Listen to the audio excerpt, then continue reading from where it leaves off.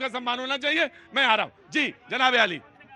मैं अभी ये कांग्रेस के प्रवक्ता जो बड़ी बड़ी बातें फेंक रहे थे, मैं वही इनके बोलना चाहता हूं कि इससे पहले तो इन्होंने बहुत बहुत बहुत नारे दिए थे, महंगाई खत्म कर देंगे। बैठ जाएंगे, इधर आ जाएंगे सारे लोग इधर आ जाएंगे। वो चलते चलते वहां तक चले गए, आप यहीं रहेंगे जी। महिलाओं को 8,500 रुपए महीने खटाखट खाते में पैसा देंगे, और कर्नाटक में आप जो है पैसा बढ़ा देते हो पेट्रोल और डीजल का।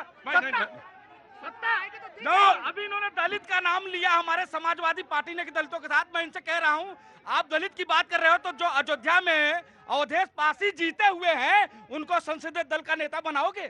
जो दलित की बातें कर रहे थे अभी ये दलितों के लिए, तो अवधेश पासी जी जीते हुए हैं, उनको संसदीय दल का नेता बनाएगी समाजवादी पार्टी? पूछिए, एक परिवार के सिवा किसी को मानते नहीं है, खाली दलितों के नाम की राजनीति कर। देखो एक बात तो मान लो तुम उपाध्याय जी, इस बार समाजवादी ने सिर्फ 5 ही सीट दिए, एक 5 ही यादव को दिए थे। जी मुझे मालूम है। हाँ बेटा बोलो, कहाँ गए? प्रयागराज। हाँ बोलो। मैं युवा हूँ, मुझे सिर्फ 2 चीज चाहिए। एक, यूजीसी का बजट बढ़ाया जाए, दूसरा जो अग्निवीर चल रही है वो खत्म किया जाए। एसएससी का पेपर लीक होता है, मैंने अपने शरीर में डंडे खाए हैं, जाके देखिएगा प्रयागराज वीडियो उठा के देखिए। आप युवा के साथ ऐसे करते हो, आप युवा को मारते हो। भाई विवेकानंद ने कहा था युवा देश का भविष्य है, आप भविष्य का खिलवाड़ कर रहे हो। कैसे अपना देश आगे बढ़ेगा, मैं ये पूछना चाहता हूँ। क्या नाम है बेटा? क्या नाम है बेटा? आदर्श सिंह नाम है मेरा। आदर्श सिंह नाम है, प्रयागराज से हैं, अपनी बात कहने आए थे। मैं आ गया, हल्ला नहीं बचाते, मैं आपके पास आऊंगा। कहाँ से आना हुआ? इटावा तक नहीं आए तब तो बात ही नहीं बनेगी। हमारे यहाँ से 9 सांसद हैं। मैं आया आपके पास जी, बिल्कुल। कौन बोलना था यहाँ पे? हाँ बताओ, कहाँ से आना हुआ? Bihar gas sir. तो ऐसा तन के काहे खड़े? नीचे खड़े रहो आराम से। हाँ गया वाले हैं, खड़े रहो, पर ऐसे ठूठ बने। गया वाले हैं, गया वाले तो क्या मतलब ऐसे हो गया तुम? अरे मुझे मालूम है तुम्हारे यहाँ, सुनो मेरी बात, तुम्हारे यहाँ जाए बगैर हम लोग तरेंगे नहीं, इसका मतलब ये नहीं है कि तुम ऐंठ के खड़े रहोगे। आराम से खड़े रहो, क्योंकि हम लोग बीजेपी वाले सीधा रहते हैं, कांग्रेस वाले टेढ़ा नहीं रहते ऐसे। अच्छा बोलो भैया। बोलना चाह रहे हैं हाँ। कि जब भी कांग्रेस वाले आते हैं प्रवक्ता, हाँ। तो सिर्फ आलू प्याजी पे बात करते हैं, कभी ये बात नहीं करते कि देश में अच्छा विकास हो, मोदी जी के साथ मिलके चले। कभी भी अटल जी की बात ये नहीं सुने थे कि कांग्रेस के विरोध करो। अटल जी हमेशा ये बोलते थे कि जो अच्छा काम करता है उसको सपोर्ट करो। पर इनका क्या है, जब आना है तो सिर्फ मोदी पे। अगर कल के डेट में अगर योगी जी पीएम बनते हैं, नितिन गडकरी जी पीएम बनते हैं ना, तब भी इनका यही मुद्दा रहेगा कि इनको हटाओ।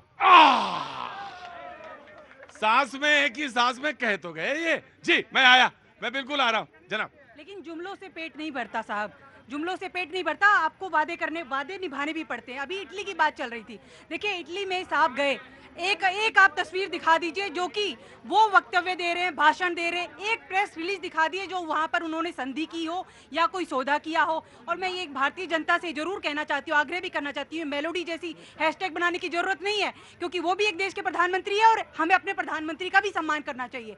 और दूसरा, वहां जाके सिर्फ सेल्फी और गले पड़ने की जरूरत नहीं है। आप बताइए जनता को, क्योंकि विदेश में जो पैसा आप जा रहे हैं वो देश की जनता का पैसा है। मुझे आपके इस पूरी वक्तव्य में, इस जो आपने बोला, इस वक्तव्य में सिर्फ एक लाइन जो है मैं आपको इलैबोरेट करना चाहूंगा कि प्रधानमंत्री का सम्मान करना चाहिए। और ये बात 100% सही है, चाहे कोई बोले, लेकिन प्रधानमंत्री का सम्मान होना चाहिए।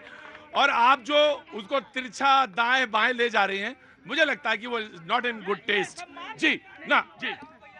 आज का मुद्दा अर्थव्यवस्था पे है, और ये बात समझ लेनी चाहिए कि अर्थशास्त्रियों को एक मंच पे आना चाहिए। बड़े बड़े दावे हम लोग कर रहे हैं, डबल डिजिट की इकोनॉमी बनेगी हमारी, लेकिन भूलना नहीं चाहिए रिवायत किस चीज की रही है। बड़ा दुख होता है मुझे बोलते हुए, एनपीएस की, नॉन परफॉर्मिंग एसेट्स, जिसने हमारी अर्थव्यवस्था का भट्टा बिठा दिया। और ये बात है, ऐसे कर्जे भगोड़ों को दिए जो लेके भाग गए, तो उससे किसका नुकसान हुआ? तो एक यहाँ पर जांच होनी चाहिए, किसके कार्यकाल में वो दिए गए। क्या ये गंभीर मुद्दा नहीं है? उन भगोड़ों को 10 सालों में कितने भगोड़ों को लाया गया? कार्यकाल छोड़ दीजिए ना भाई, किसके कार्यकाल में भागे, कैसे भाग गए? देखिए यहाँ पे अर्थव्यवस्था का मामला है, और मैं मान रहा हूँ कि इस मामले को लेके 14वें और 15वें जांच नहीं होनी चाहिए थी नहीं, बिल्कुल जांच होनी चाहिए। लेकिन मैं कह रहा हूँ कि अगर वो भाग गए हैं तो भाई इस सरकार का तो बड़ा इकबाल है, विदेशों में डंका बजता है। बीजेपी बहुत इत्मीनान से बहुत कम आते हैं मेरे शो में, आज आए हैं, बड़े इत्मीनान के साथ मजा ले रहे हैं। जी बब्बर साहब, देखिए, दो सवाल आए अभी। एक, मेरी आदरणीय बहन ने एक मिनट आराम से। जिस प्रकार से कहा कि मोदी जी बाहर जाके क्या करते हैं, तो मैं बताना चाहता हूं मोदी जी ने तिरंगे की शान को किस प्रकार से बढ़ाया। रसिया यूक्रेन युद्ध के दौरान जो हजारों बच्चे वहां पढ़ रहे थे, जिनके माँ बाप को लगता था कि हमारे बच्चे वापस आएंगे। मुझे एक चीज और कहनी है, और उस बात पे जब वो बात हो रही थी, मैंने जब बीच में टोका आपको कि उस समय मनमोहन जी की ने जो क्राइसिस थी, इंटरनेशनल क्राइसिस थी, वो क्राइसिस स्टिल एग्जिस्टिंग है। और वो, हाँ, बात वो है कि प्रति बैरल कितना था और अब क्या। जी, मैंने वो कंपेयर कर लिया। जी, तो जिस प्रकार से वो बच्चे केवल हमारे प्रधानमंत्री के एक निर्देश पर, एक फोन पर जो है युद्ध विराम करने के बाद तिरंगे झंडे के नीचे भारत माता की जय कहते हुए अपने देश के अंदर कुशल वापस आए, ये हमारे देश की उपलब्धि थी। दूसरे मेरे आदरणीय भाई कह रहे थे कि अभी वो भगोड़ों को वापस लाने का काम किसका था। भाई, भगोड़ों को भगाड़ा बनाने का काम किसने किया? जरूरत से ज्यादा पैसे किसने दिए? बिना गारंटी, बिना उसकी कोई गारंटी लिए उसको इतना पैसा क्यों दे दिया गया? और जब जांच हुई तो उन्हें भागने का अगर सेफ पैसेज की बात करेंगे तो इतिहास के अंदर इतनी चीजें निकाल करके आगे रख दूंगा कि मुंह दिखाना मुश्किल हो जाएगा। शर्म आएगी कि किन किन को फेस पैसेज देकर के, किन किन को सेफ पैसेज देकर के, किस किस वातावरण में, किस किस माहौल में इस देश के अंदर उस समय की तत्कालीन सरकारों ने निकाला। ये वो देश है जहां देश के अंदर हमारे प्राइम मिनिस्टर को एक दूसरे देश का प्रधानमंत्री कहता है मोदी इज माय बॉस, एक दूसरे देश का प्रधानमंत्री उसके पैरों पे हाथ लगाता है। और ये वो देश था जिसके प्रधानमंत्री के कपड़े उतारकर तलाशी ली जाती थी। आपको अगर फर्क आज भी नहीं दिख रहा तो आपको अपने विचार के ऊपर शर्म आनी चाहिए। यही मानसिकता है कि जो अपने पूर्व प्रधानमंत्री रहे उनका किस तरीके का अपमान कर रहे हैं। आपका सम्मान मोदी जी का इसलिए हो रहा कि आप एक नीट परीक्षा कराने में असफल रहे और आपकी इतनी ताकत नहीं कि उसे निष्पक्ष रूप से संपर्क करा सकें। आपने वहां का युद्ध रुकवा दिया। ये बताइए, मणिपुर 1 साल से जल रहा है, मणिपुर का अपने युद्ध नहीं रुकवा पाए और प्रधानमंत्री जी 80 दिन बाद बोले। और महंगाई आप नहीं रोक पाए, रेल हादसा हो गया, उस पर आप जवाब देने के लिए आज काबिल नहीं है। आप करते हैं कि हमने ये सिस्टम लगा दिया, वो सिस्टम लगा दिया, लेकिन लगातार रेल हादसे हो रहे हैं। मैं बोलूंगा इनका, मैं आज समाजवादी पार्टी, देखिए ये देश को गद्दारों के किले ढह गए, राष्ट्रवाद की तोप से सांप नेवले एक हो गए मोदी तेरे खौफ से। मैं कहना चाहता हूं उनको, मैं बताना चाहता हूं, प्रधानमंत्री नरेंद्र मोदी जी ने भारत के वजूद को इतना आगे बढ़ाया है कि आज देश के बड़े बड़े ताकतवर नेता उनके सामने सलूट मारते हैं। यह सोचना पड़ेगा आपको। इस प्रधानमंत्री श्री मनमोहन सिंह को पाकिस्तान का प्रधानमंत्री देहाती औरत कह करके पुकारता था। क्या भारत का अपमान नहीं था? क्या भारत का अपमान नहीं था? उसका जवाब मेरे देश के आज प्रधानमंत्री, उस समय मुख्यमंत्री थे, उन्होंने उसको मुंह तोड़ जवाब दिया था पाकिस्तान को, वो मुख्यमंत्री रहते हुए। आज इनकी सरकार में अगर मोदी जी को कोई विदेश का मंत्री उल्टा बोल दे तो डफली बजाएंगे ये। हाँ जी, एक भी पाकिस्तान, मनमोहन को पाकिस्तान के किसी भी नेता ने अपशब्द बोला हो, एक भी स्टेटमेंट बता दे न्यूज में, झूठ बोलना बीजेपी। बोले तुम झूठ बोल रहे हो, मनमोहन सिंह ने को कभी नहीं कहा। नहीं, पाकिस्तान के प्रधानमंत्री ने मनमोहन सिंह जी को देहाती औरत कह करके बुलाया था। गूगल पर सर्च करिए आप, यह बात सच्चाई है। और उस समय मुख्यमंत्री श्री मोदी जी ने गुजरात से जवाब दिया था पाकिस्तान को। राइट जी। देखिए, यहाँ पे बातें हो रही हैं कि प्राइम मिनिस्टर बाहर क्यों जाते हैं। क्या आपने देखा था कि इससे पहले हमारे प्राइम मिनिस्टर जाते थे रक्षा सौदा में चेक साइन करके आते थे, और आज हम 20,000 करोड़ से ऊपर का रक्षा उत्पाद जो है बाहर बेच रहे हैं। ब्रह्मोस मिसाइल रसिया के सहयोग से बना के फिलीपींस को बेच रहे हैं। अरे आपके समय में हुआ, लेकिन क्यों नहीं बेचा?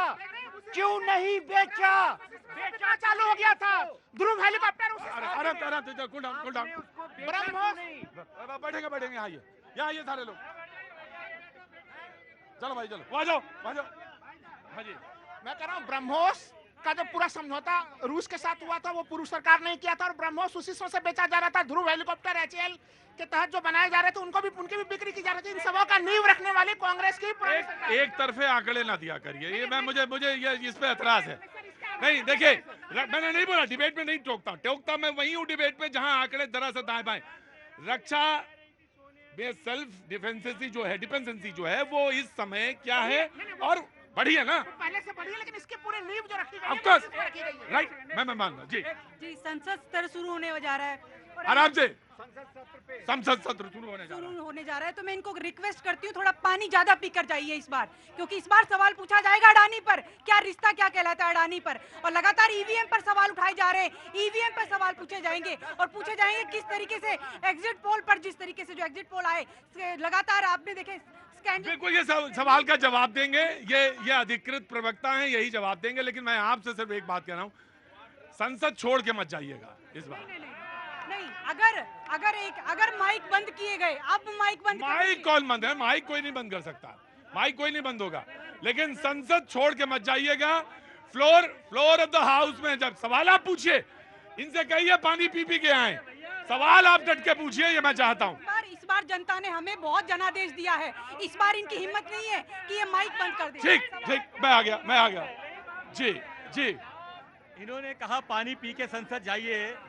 मैं बताना चाहता हूं, जिस कांग्रेस पार्टी को आप रिप्रेजेंट कर रहे हैं, उस कांग्रेस पार्टी के वरिष्ठ नेता उसी संसद के अंदर उसी पार्टी के द्वारा पास किए गए प्रस्ताव की कॉपी को फाड़ करके फेंक देते हैं।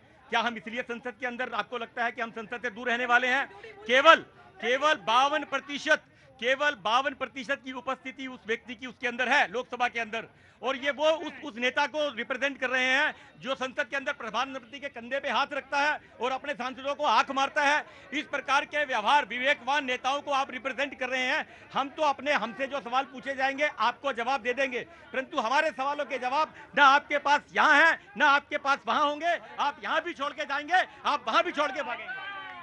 देखिए, लगातार इन्होंने अब किस भाषा का इस्तेमाल किया, रमेश भिदोड़ी ने जिस भाषा का इस्तेमाल किया, इस बार सदन में ऐसी भाषा का इस्तेमाल नहीं किया जाएगा। गांधी जी ने उपराष्ट्रपति जी का संसद में मिरकिरी करके दिखाया, ये कितना सम्मान करते हैं लोकतंत्र का। नहीं, ये झूठ, इनका झूठ नहीं जाना चाहिए आपके चैनल पे।